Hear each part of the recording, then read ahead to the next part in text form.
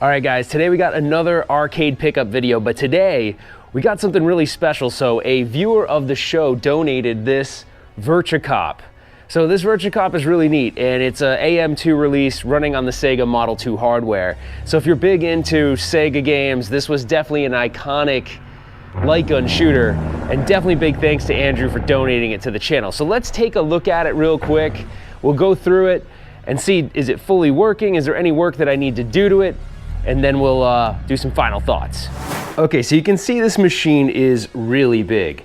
Now, the ones I remember seeing in the arcade just had this top unit, and then it had the gun holsters right there, which I find really interesting because this one has a front pedestal.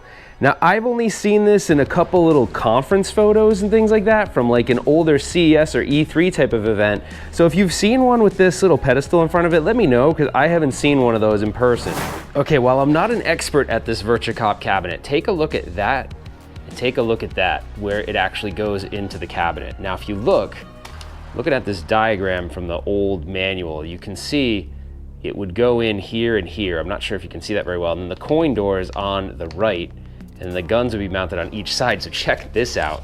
So this definitely was the same cabinet, just a different revision of it. So that's where your guns would come in and mount. And you can see this 4-hole pattern? It's the same as that 4-hole pattern. So that's where your guns would go in. And I don't know what would be here, maybe just a flat board. So maybe this would be covered up, and then there's your coin door, and that's where your coin box would go. So that's pretty interesting. So I guess if you really wanted to, you could get all the parts for this to then convert it so you don't need the pedestal, because this is gigantic, guys. Like, this isn't going in my house. This is probably something I'm gonna save for when I have more space. I just thought you'd think that's pretty interesting.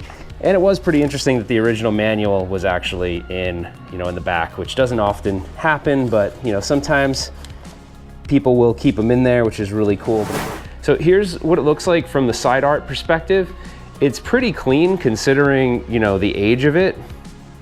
And just so you know, the thing is extremely heavy. Now, when you look at the front, you've got 2 speakers right here, and then you have 2 subwoofers in the front. Now, this panel is disconnected right now because in order to connect the pedestal, you can see there's this ribbon cable right there. So when you move this or transport it, you've got to disconnect this. So to do that, you have to take this front faceplate off, and then you'll see all of those connections right here.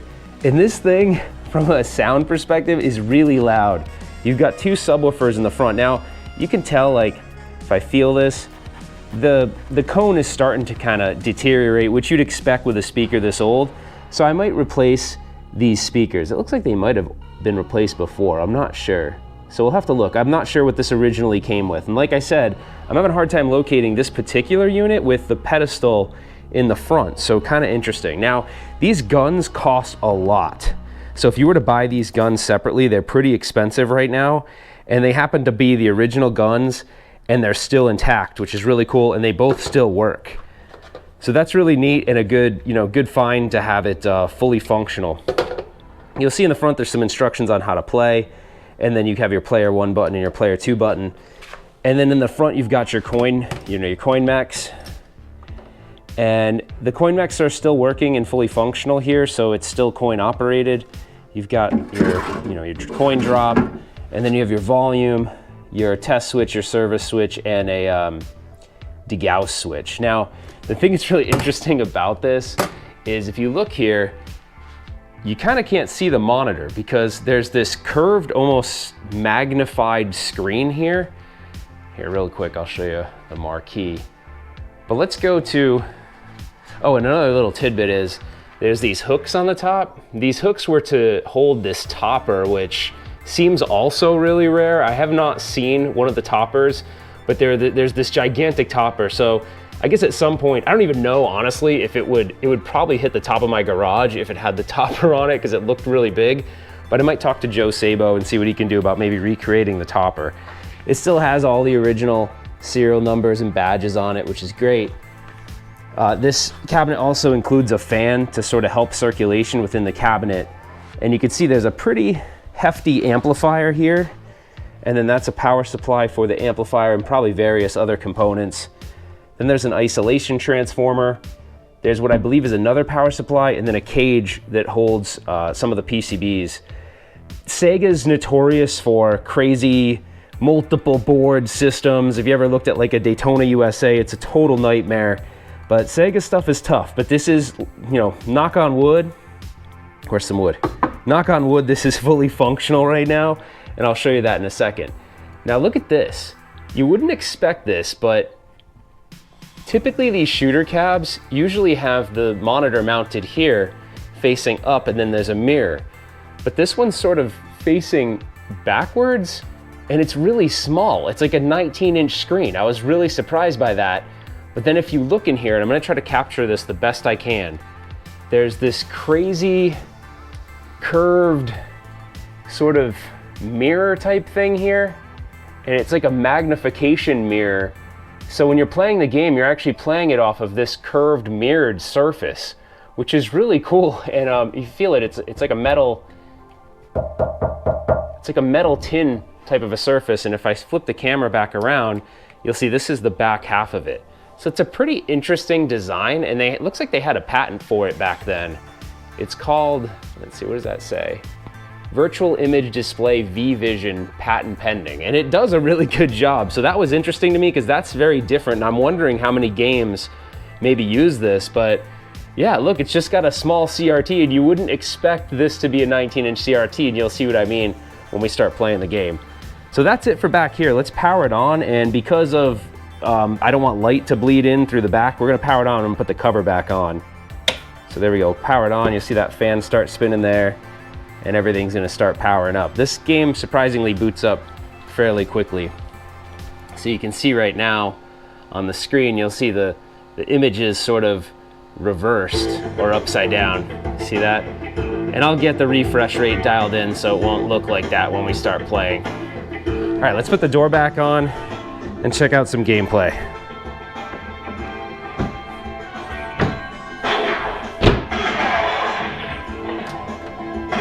Just in case, let's screw that down. All right, we're about to fire up Virtua Cop.